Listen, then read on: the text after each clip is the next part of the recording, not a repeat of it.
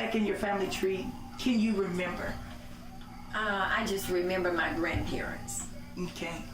Tell us about your grandparents. Tell us their names. Tell us about them. When I say grandparents, it was grandmothers.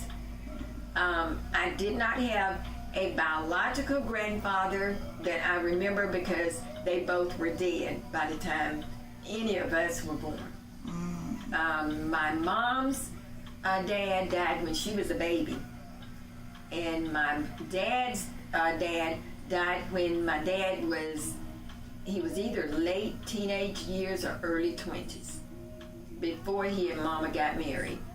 So I don't remember a grandfather except for step-grandfathers. I remember two. My mom's, the first one I remember was Grandpa Bud. And he was a little short, real dark-skinned man, sweet as he could be. He didn't let Mama whoop me. Put me between his legs and say, "You're not gonna whoop this baby." And then after he died, I was about 6 or 7 when he died. And when he died, Grandma Jeannie was single for a while. And then she met Grandpa Walt. And I'll never forget, I used to say, "I'm not gonna call him Granddaddy because he looked too much like King Kong." But he was the sweetest King Kong you ever want to meet. He was real sweet. I loved him. I was the first one to call him Grandpa too. I ain't gonna call him, "Hey, Grandpa." Their first day they got married, we went to their wedding at the preacher's house. Oh. Yeah. They just went after church. Well, Daddy took them, him and Mama. And at first they told us to stay outside. They didn't want us to interfere. You know, kids don't do that. Everybody went inside and watched and listened, but we were quiet. And boy, when he took her to his house, I said, "Grandma, you gonna live out here?" It was way out in the woods. They didn't even have electric lights. Oh, wow. I told Daddy, "It's getting dark, it's time to go." Oh, thank you.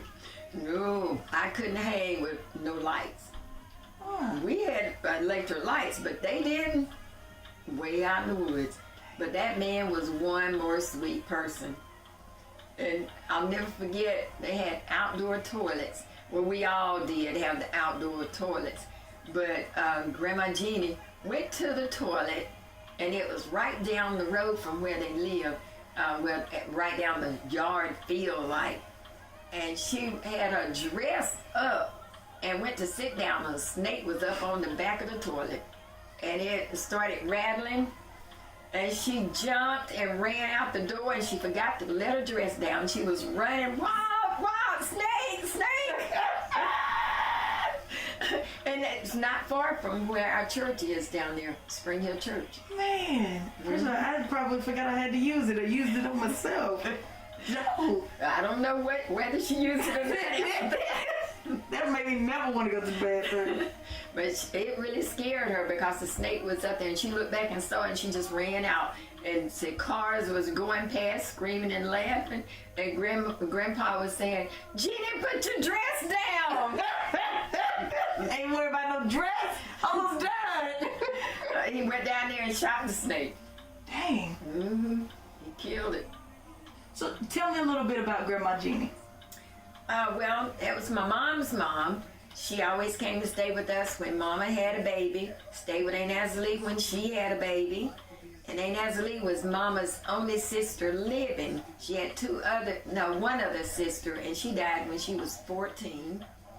And both her brothers, one died when he was a teenager, and he was mentally and physically impaired.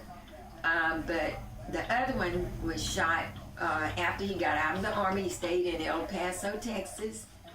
And the man said he was cleaning his gun, but he shot him. And nothing was ever done about it. Oh, wow. So I got to meet his wife and his, one was his biological son, one was his stepson. I got to meet them about a year before his son died. He was already dead, and years later, I met his son, and his name was Marvin Jett. Yeah, and I think Aunt Madge has died now, but she had Alzheimer's about 5 years after we went up there. She started showing signs of Alzheimer's. So we don't know what happened because hadn't been able to reach them again. Man. Yeah. And his name was Marvin Jett? Mm-hmm.